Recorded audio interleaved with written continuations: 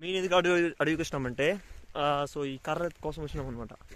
ఈ కర్ర ఎందుకంటే మా ఇంటి కల్లా పెద్ద పెద్ద తాటి చెట్లు అయితే ఉన్నాయి. సో తాటి చెట్టు ఎక్కి రాదు మనకి, అటు ఎక్కినా పడిపోతాం, ఇక్కడ ఎక్కినా పడిపోయినా.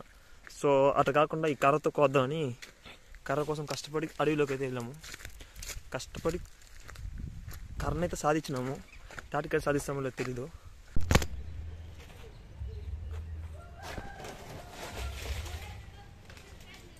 కష్టపడి అయితే సాధించినాం. నడికి వేసి కరెక్ట్ తెచ్చిన దానికి మంచి ఫస్ట్ ఇది అనమాట. ఇది తాటికాయ. సో నడిచి ఇన్స్టాగ్రామ్ కోసుకొని వచ్చి తగిలిన కుయ్యని అది